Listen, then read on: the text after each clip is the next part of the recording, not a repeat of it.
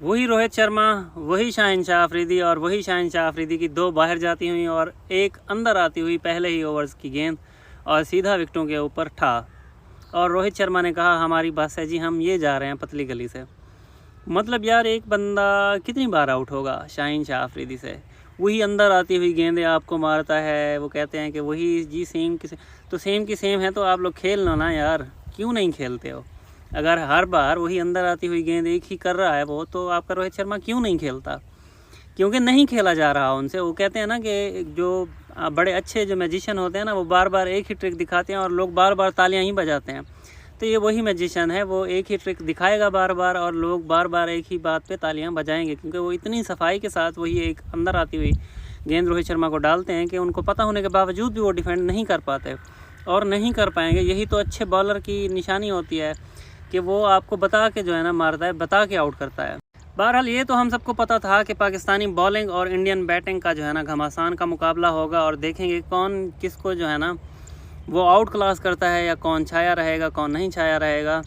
हमेशा की तरह टॉप ऑर्डर तो इंडिया का जो है ना पहले दो शाहिन शाह अफरीदी ने, उसके बाद दो हारिस रऊफ ने, शुभमन गिल और श्रेयस अय्यर को बाद में आउट कर दिया था। इस बार जो सिर्फ नया था वो ये था कि विराट कोहली हमेशा पाकिस्तान के अगेंस्ट बड़े अच्छे रन्स बनाते थे, लेकिन इस बार वो भी शाहिन शाह अफरीदी की थोड़ी अंदर बाहर करती हुई गेंद को एज मार के ड्रैग ऑन करके विकेटों पे मार बैठे। तो ये मेरे लिए थोड़ा सा ऐसे समझें कि हमारे लिए एक थोड़ी सी अच्छी बात बहुत ज़्यादा थी, या थोड़ी सी ना होने वाली बात थी कि विराट कोहली ने रन नहीं बनाए थे और 4 रन्स बनाकर ही आउट हो गए थे।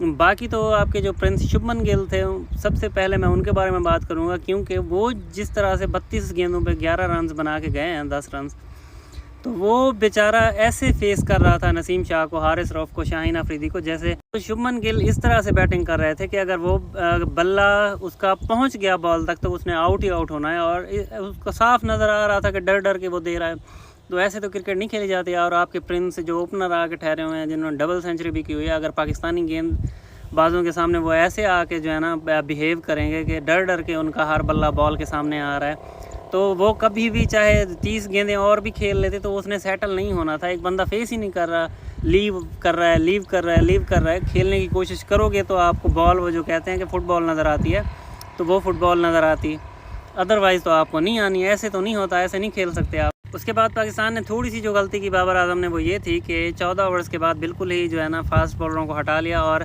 36 ओवर्स तक लगातार स्पिन के ओवर्स जो है ना वो करवाते रहे। आगा सलमान हो गए, हमारे नवाज़ हो गए, हमारे शादाब खान, ये लगातार करते रहे। बीच में सिर्फ 2 ओवर्स शाहिन शाह अफरीदी ने डाले थे, जो उस वक्त वो भी आउट ऑफ रिदम, जैसे मतलब कि गलत टाइम पे उनको बुला लिया हो। और उस तरह से जो है ना अक्सर व बेशतर हम लोग देखते हैं कि उस टाइम पे नसीम शाह बॉलिंग करने आते हैं 1-2 ओवर्स, लेकिन इस बार जो है ना शाहिन अफरीदी को दिए थे।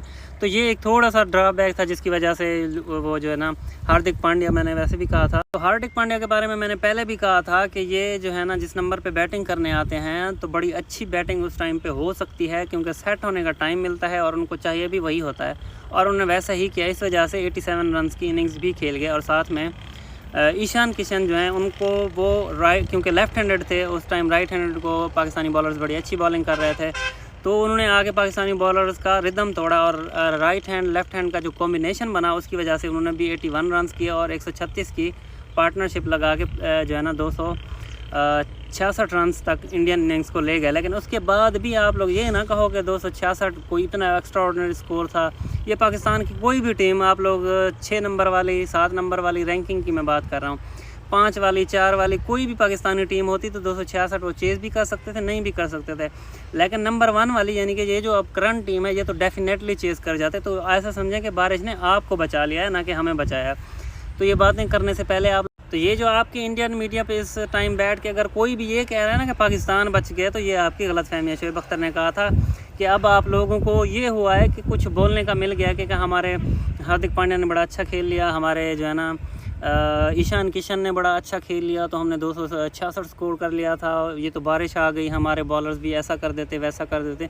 ठीक है, कुछ ना कुछ कर लेते, लेकिन 266 रन का टारगेट, या अगर बाद में बारिश होने के बाद कहा जा रहा था कि 36 ओवर में 226 रन बनाने पड़ेंगे या 20 में 155, तो कोई भी इनमें से सिचुएशन आप लोग पाकिस्तानी इस टीम को दे दें तो आपको भी अच्छे से पता है कि पाकिस्तान सुकून से चेज़ कर जाता। या मुश्किल में भी लेकिन चेज़ कर सकता था, क्योंकि 20 ओवर में 155 वाले जो लास्ट वाले जो सिचुएशन आ रही थी, अगर मैच हो जाता तो 152 पे तो हमारा कोई आउट नहीं हुआ था। 2021 का वर्ल्ड कप T20 का तो आप लोगों को याद होगा ही होगा ना। तो 155 पे 2 आउट हो जाते, 3 हो जाते, 4 हो जाते, लेकिन मैच आपको ये कभी भी नहीं मिलने वाला था।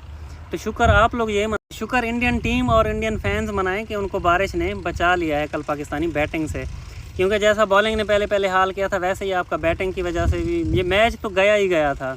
और साथ में आप लोगों के साथ अब हुआ ये है कि आप लोगों को ये पता है कि सुपर 4 में फिर जब पाकिस्तान और इंडिया का मैच आएगा तब भी आपके यही शुभमन गिल और रोहित शर्मा जैसे ही आएंगे तो कांपते हुए आएंगे कि फिर से शाहीन अफरीदी आ गया, फिर से हारिस रऊफ़ आ गए, फिर से नसीम शाह आ गए। मतलब इन्होंने पास से कुछ नहीं सीखा। ये कहते हैं हम लोग प्रैक्टिस कर रहे हैं, ये कर रहे हैं, वो कर रहे हैं, कुछ भी नहीं कर रहे होते। तुम्हारे जो लड़के हैं, तुम्हारे ये कप्तान साहब कुछ भी नहीं करते और हमेशा की तरह शाहीन के आगे ये बेबस हो जाते हैं और अपने विकेट दे बैठते हैं।